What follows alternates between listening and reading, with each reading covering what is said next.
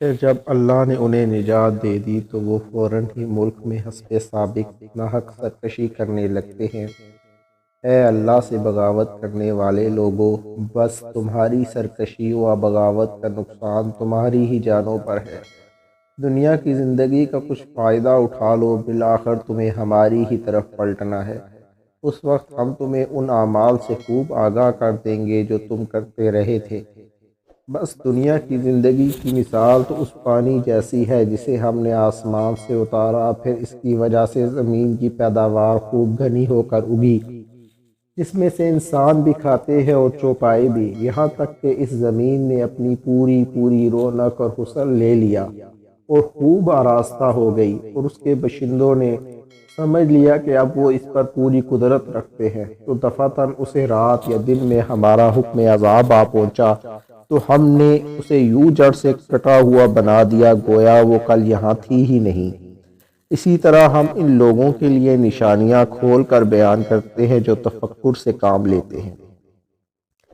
اور اللہ سلامتی کے گھر جنت کی طرف بلاتا ہے، جسے چاہتا ہے سیدھی راہ کی طرف ہدایت دیتا ہے۔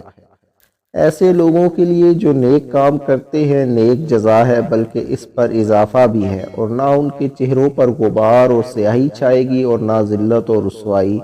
یہی اہل جنت ہیں اور اس میں ہمیشہ رہنے والے ہیں۔ اور جنہوں نے برائیاں کما رکھی ہیں ان کے لیے برائی کا بدلہ اسی کی مثل ہوگا اور ان پر ذلت اور رسوائی چھائے جائے گی۔ ان کے لیے اللہ کے عذاب سے کوئی بھی بچانے والا نہیں ہوگا، یوں لگے گا گویا ان کے چہرے اندھیری رات کے ٹکڑوں سے ڈھانپ دیے گئے ہیں۔ یہی اہل جہنم ہے اور اس میں ہمیشہ رہنے والے ہیں۔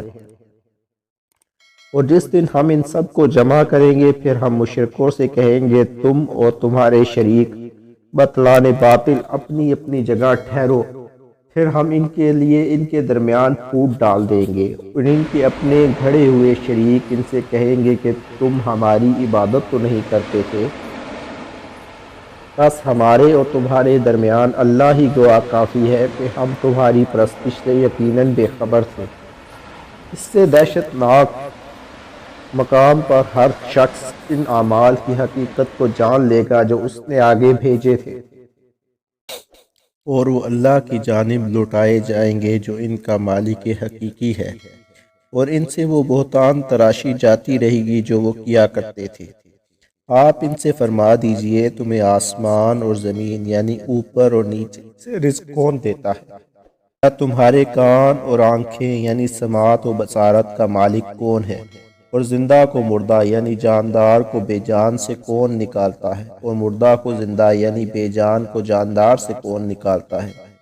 اور نظام ہائے کائنات کی تدبیر کون فرماتا ہے؟ سو وہ کہے اٹھیں گے کہ اللہ۔ تو آپ فرمائیے پھر کیا تم اس سے ڈرتے نہیں؟ بس یہی عظمت و قدرت والا اللہ ہی تو تمہارا سچا رب ہے۔ بس اس حق کے بعد سوائے گمراہی کے اور کیا ہو سکتا ہے؟ سو تم کہاں کھڑے پھرے جا رہے ہو؟ اسی طرح آپ کے رب کا حکم نافرمانوں پر ثابت ہو کر رہا کہ وہ ایمان نہیں لائیں گے۔ آپ ان سے دریافت فرمائیے کہ کیا تمہارے بنائے ہوئے شریکوں میں سے کوئی ایسا ہے جو تخلیق کی ابتدا کرے پھر زندگی کے معدوم ہو جانے کے بعد اسے دوبارہ لوٹائے؟ آپ فرما دیجئے کہ اللہ ہی حیات کو عدم سے وجود میں لاتے ہوئے آفرینش کا آغاز فرماتا ہے، پھر وہی اس کا اعادہ بھی فرمائے گا، پھر تم کہاں بھٹکے پھرتے ہو؟ آپ ان سے دریافت فرمائیے کہ کیا تمہارے بنائے ہوئے شریکوں میں سے کوئی ایسا ہے جو حق کی طرف رہنمائی کر سکے؟ آپ فرما دیجئے کہ اللہ ہی دین حق کی ہدایت فرماتا ہے، تو کیا جو کوئی حق کی طرف ہدایت کرے وہ زیادہ حقدار ہے کہ اس کی فرما برداری کی جائے، یا وہ جو خود ہی سے راستہ نہیں پاتا مگر یہ کہ اسے راستہ دکھایا جائے، یعنی اسے اٹھا کر ایک جگہ سے دوسری جگہ پہنچایا جائے، جیسے کفار اپنے بتوں کو حسب ضرورت اٹھا کر لے جاتے۔ سو تمہیں کیا ہو گیا ہے کہ تم کیسے فیصلے کرتے ہو؟ ان میں سے اکثر لوگ صرف گمان کی پیروی کرتے ہیں، بے شک گمان حق سے معمولی سا بھی بے نیاز نہیں کر سکتا۔ یقیناً اللہ خوب جانتا ہے جو کچھ وہ کرتے ہیں۔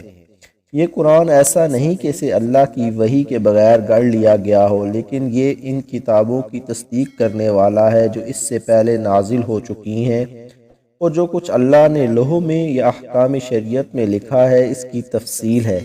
اس کی حقانیت میں ذرا بھی شک نہیں، یہ تمام جہانوں کی رب کی طرف سے ہے۔ کیا وہ کہتے ہیں کہ اسے رسول صلی اللہ علیہ وآلہ وسلم نے خود گھڑ لیا ہے؟ آپ فرما دیجئے پھر تم اس کی مثل کوئی ایک صورت لے آؤ اور اپنی مدد کے لیے اللہ کے سوا جنہیں تم بلا سکتے ہو بلا لو اگر تم سچے ہو، بلکہ یہ اس کلام الہی کو جھٹلا رہے ہیں جس کے علم کا وہ احاطہ بھی نہیں کر سکے تھے، اور ابھی اس کی حقیقت بھی ان کے سامنے کھل کر نہ آئی تھی۔ اسی طرح ان لوگوں نے بھی حق کو جھٹلایا تھا جو اس سے پہلے ہی ہو کر گزرے ہیں، سو آپ دیکھیں گے کہ ظالموں کا انجام کیسا ہوا۔ ان میں سے کوئی تو اس پر ایمان لائے گا تو انہی میں سے کوئی اس پر ایمان نہ لائے گا، اور آپ کا رب فساد انگیزی کرنے والوں کو خوب جانتا ہے۔ اور اگر وہ آپ کو جھٹلائیں تو فرما دیجئے کہ میرا عمل میرے لیے ہے اور تمہارا عمل تمہارے لیے، تو تم اس عمل سے بری الذمہ ہو جو میں کرتا ہوں، اور میں اس عمل سے بری الذمہ ہوں جو تم کرتے ہو۔ اور ان میں سے بعض وہ ہیں جو ظاہراً آپ کی طرف کان لگاتے ہیں، تو کیا آپ بہروں کو سنا دیں گے اور وہ کچھ عقل بھی نہ رکھتے ہوں؟